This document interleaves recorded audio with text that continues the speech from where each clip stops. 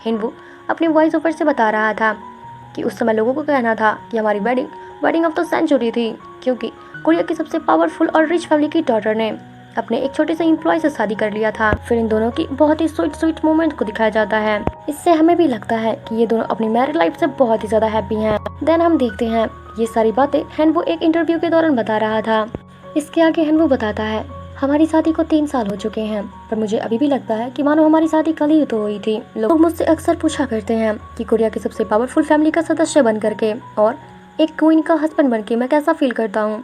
सच बताऊँ तो मैं अपने आप को काफ़ी ज़्यादा लकी समझता हूँ, क्योंकि मेरी शादी ऐसी लड़की से हुई जिसको मैं पसंद करता था और वो मेरी वाइफ है। मैं उसके साथ बहुत खुश हूँ। एक तरफ हेन का भी इंटरव्यू हो रहा था और वो भी बताती है कि मुझे पता है हमारे बारे में काफ़ी सारे र्यूमर्स हैं, और वो भी बताती है कि मुझे पता है लोग हमारे बारे में गॉसिप अभी भी करते हैं कि हिनवू ने मुझसे शादी सिर्फ मेरे पैसों के लिए किया है।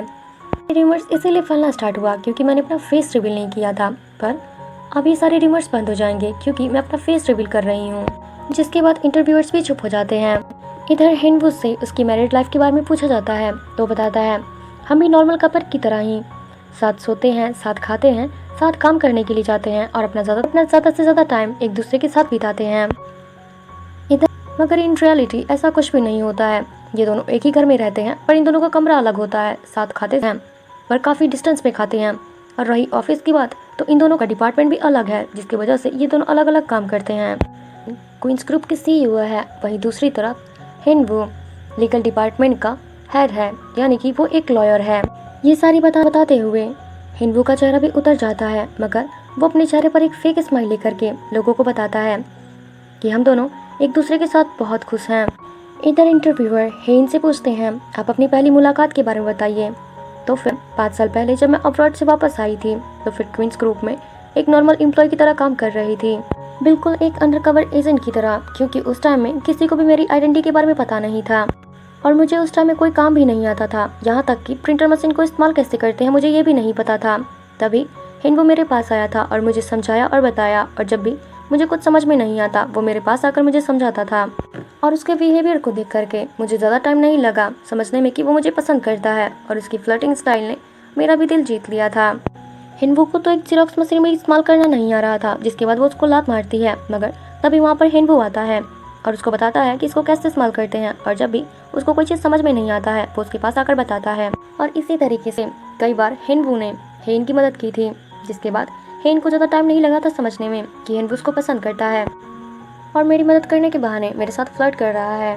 दूसरी तरफ उसे भी उसकी पहली मुलाकात के बारे में पूछा जाता है तो वो भी वही जेरोक्स मशीन से बात स्टार्ट करता है और वो बताता है उस प्रिंटर मशीन को काफ़ी ज़्यादा लात मार रही थी, जिसकी वजह से मशीन ख़राब हो सकता था। मैं उसके पास गया तो उसको बताया कि वो कैसे इस्तेमाल किया जाता है, पर बिताते बिताते मुझे भी उसके लिए बहुत कुछ फील होने लगा था। उस टाइम में वो बस एक न्यू इंटर्न थी और उसे कुछ आता था, जिसकी वजह से मैनेजर उसको जब तक को डांटता रहता था और ये चीज़ मुझे उसको नहीं लगता था, और वो हर काम में ही गलतियाँ करती थी, जिसकी वजह से ऑफिस के लोग गॉसिप करना स्टार्ट कर देते थे। लेकिन तब तक हेन भी हिनवू को लाइक करने लगी थी। हिनवू को हेन के बारे में गॉसिप सुनकर बिल्कुल भी अच्छा नहीं लगता था। फिर वो एक दिन को बोलता है कि प्लीज़ गलती करना बंद करो, क्योंकि अगर तुम ऐसे ही काम करती रही तो तुम्हें नौकरी से निकाल दिया जाएगा। फिर हेन कहती है मुझे कोई फ़र्क नहीं पड़ता। फिर हिनवू कहता है देखो, अगर तुम किसी दूसरी कंपनी में भी जाओगी और इसी तरह गलतियाँ करोगी से निकाल देंगी। हेन कुछ कहने जा नहीं रही होती है, तभी हिनवू कहता है देखो, तुम गलतियाँ करती हो तो फिर मैनेजर तुम्हें है तो मुझे बहुत तकलीफ होता है, मुझे तुम्हारी बहुत ज़्यादा फिक्र होती है। फिर हेन बोलती है मैं डांट खाती हूँ तो तुम्हें क्यों बुरा फील होता है, तुम्हें मेरी इतनी फिक्र क्यों होती है। इसके बाद हिनवू तो कुछ बोल ही नहीं पाता है। फिर हेन बोलती है भला ऐसा क्या बात है जो मेरी डांट पर तुम्हें तकलीफ होता है। हिनवू तो काफ़ी ज़्यादा नर्वस हो रहा था तो हेन उसको बताती है तुम इस बारे में अच्छे से सोचना, उसके बाद ही मुझे बताना कि तुम्हें आखिर इतना बुरा क्यों लगता है। इसके बाद वो वहाँ से चली जाती है। ऑफिस बंद होने के बाद हेन अपने ड्राइवर को फ़ोन करती है क्योंकि बहुत ही ज़्यादा बारिश हो रही थी। तभी वहाँ पर हिनवू आता है और हेन से पूछता है तुम्हारे पास अम्ब्रेला नहीं है। तो हेन कहती है हाँ मेरे पास अम्ब्रेला नहीं है। फिर हिनवू अपना अम्ब्रेला उसको दे देता है और कहता है तुम्हें हमेशा ही मदद की ज़रूरत पड़ती है और तुम्हें तकलीफ में मैं बिल्कुल भी नहीं देख सकता हूँ। फिर हेन उससे पूछती है पहले तो तुम्हें मेरे लिए बुरा फील होता था, अब तुम भी नहीं देख सकते हो, ऐसा क्या बात है। फिर हिनवू तो काफ़ी ज़्यादा हिम्मत जुटाता है और उससे फिर हिनवू कि मुझे लगा था अगर मैं तुम्हें ये बात पहले बता देता तो तुम काफ़ी ज़्यादा अनकंफर्टेबल फील करती, मगर अब मैं मैं अपनी फीलिंग्स अपने अंदर नहीं छुपा सकता। मैं तुम्हें बताना चाहता था कि मैं नेशनल यूनिवर्सिटी लॉ ग्रेजुएट हूँ।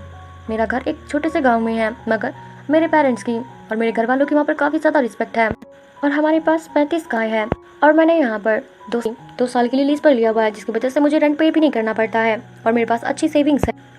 कि मैं तुम्हें ये सारी चीज़ें क्यों बता रहा हूँ। फिर हेन बोलती है, आखिर तुम कहना क्या चाहते हो। फिर हेन वो बताता है कि देखो, अगर इस कंपनी से तुम्हें निकाल दिया गया और तुम काम नहीं भी करना चाहो तो फिर कोई दिक्कत नहीं है। मैं तुम्हें कभी काम करने के लिए फोर्स नहीं करूंगा। तुम जैसे रहना चाहोगी मैं तुम्हें वैसे ही रखूंगा। ये सुनने के बाद तो हेन काफ़ी ज़्यादा शॉक होती है। फिर उसको हेन वो कहता है कि देखो, मैं साफ शब्दों में कहना चाहता हूँ कि मैं तुम्हें पसंद करता हूँ और मैं यही चाहता था कि मेरी फ्यूचर वाइफ भी जॉब करे, मगर अगर तुम नहीं करना चाहती हो तो कोई दिक्कत नहीं। मैं अकेले भी जॉब करके हमारा घर अच्छे से चला सकता हूँ, बस मुझे तुम्हारा साथ चाहिए। हेन तो उसका कन्फेशन सुन के शॉक में। हेन जब उसका कन्फेशन सुनती है वो तो बहुत ज़्यादा शॉक हो जाती है।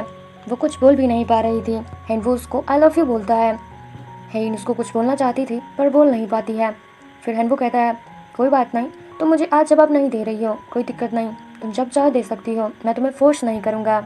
और अगर तुम मुझे पसंद नहीं करती हो तो कोई बात नहीं, सिर्फ एक बार बता देना, मैं तुम्हें दोबारा कभी भी परेशान नहीं करूँगा और ना ही कभी ऐसी चीज़ें बोलूँगा। तुम ज़्यादा अपने ऊपर प्रेशर मत लेना। वो अपना अम्ब्रेला उसको दे रहा होता है, मगर वो लेना नहीं चाहती थी। फिर भी वो उसको फोर्स करता है और उसके हाथ में अम्ब्रेला देकर चला जाता है। एंड वो जब वहाँ से चला जाता है तो हेन बोलती है, अरे मैं तो बोल रही थी कि मेरा ड्राइवर आ रहा है। हेन तो उससे बहुत ही ज़्यादा इम्प्रेस हो जाती है, यानी कि वो भी उसे पसंद करना स्टार्ट कर चुकी है।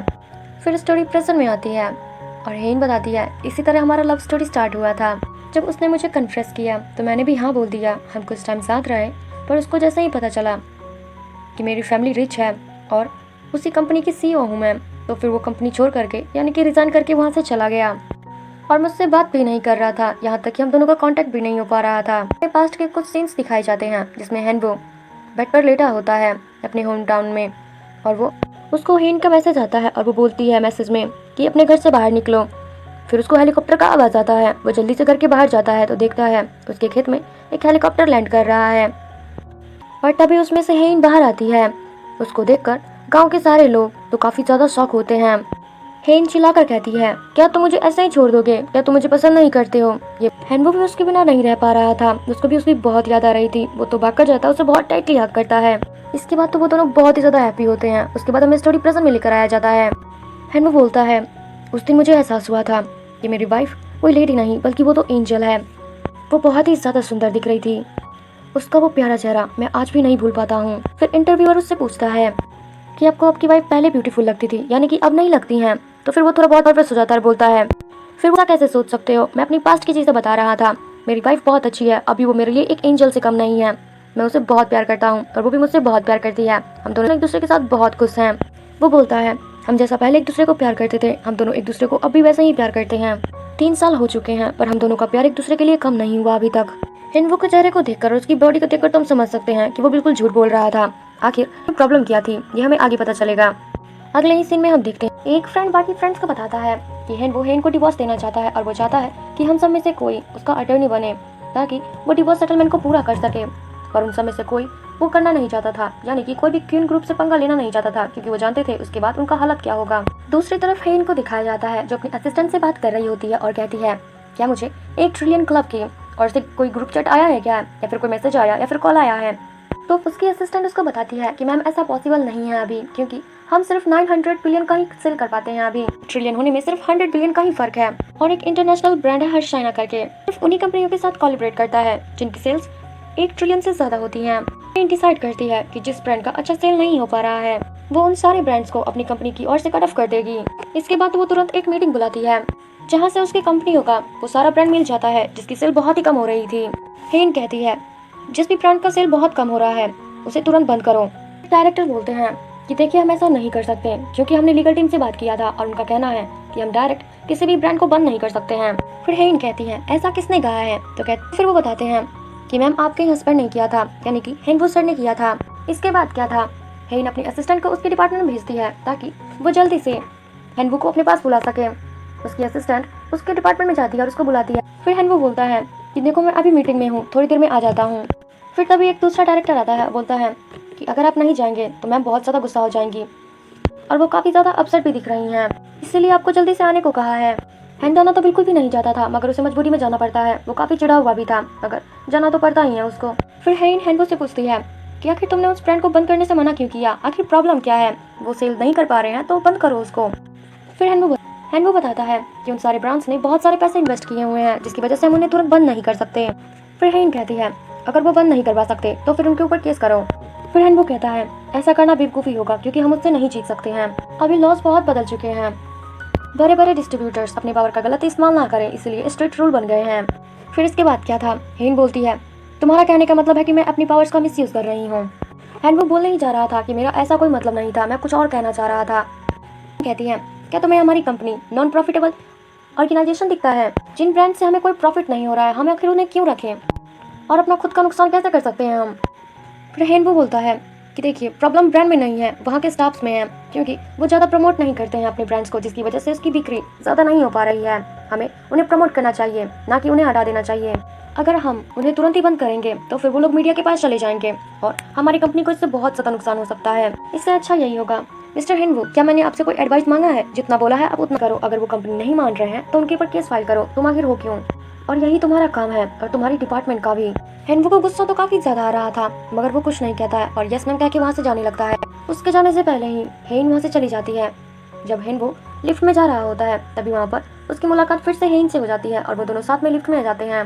फिर हेन वहाँ पे आती है, क्या तुम्हें लोगों के सामने यह दिखाने का बहुत जल्दी है कि हम दोनों की बनती नहीं है? हैनवो बोलता है हमारी रिलेशनशिप का इससे कोई लेना देना नहीं है। हेन कहती है तभी तुम मेरे खिलाफ जा रहे हो। मैं स्टोर मैनेजर को निकालने वाली थी, मगर तुमने उसे पहले ही वार्निंग दे दिया। फिर हैनवो बताता है कि वो मैनेजर बहुत अच्छा है और बहुत ईमानदार है, वो बहुत टाइम से हमारी कंपनी में काम कर रहा है। इतनी छोटी गलती की वजह से, इतनी छोटी सी गलती। फिर हेन कहती है तुम दूसरों के लिए इतना ज़्यादा काइंड हार्टेड क्यों बनते हो? क्या तुम लोगों को दिखाना चाहते हो कि तुम एक हीरो हो? फिर हेन कहती है दूसरों के बारे में सोचना छोड़ दो और अपने करीबियों के बारे में सोचो। फिर हैनवो कहता है क्या तुम अपनी बात कर रही हो? अगर हाँ तो क्या तुम्हें लगता है कि हम दोनों के बीच अब कोई करीबी रिश्ता है? हेन के पास तो इसका कोई जवाब ही नहीं होता है। वो चुप हो जाती है और बोलती है मुझे तुमसे कुछ जरूरी बात करना है, मुझसे हॉल में मिलो। फिर हेन गुस्से में बोलती है हाँ ठीक है, मैं 1 घंटे में आती हूँ, मुझे कुछ काम है। फिर हेन वो तो हॉल में उसका वेट कर रहा होता है, मगर अभी तक उसकी वाइफ नहीं आई होती है, यानी कि हेन नहीं आई होती है रात का कप, मगर वो अभी नहीं आती है। तो वो गुस्से में अपने कैबिन में लौट आता है और डिवोर्स फाइल को होता है। इसी के साथ पार्ट 1 का एंड होता है। आई होप कि वीडियो आपको काफ़ी अच्छा लगा हो। अगर लगा है तो please like comment share subscribe जरूर करना। Thank you so much for watching. मिलते हैं अगले वीडियो में। Bye bye.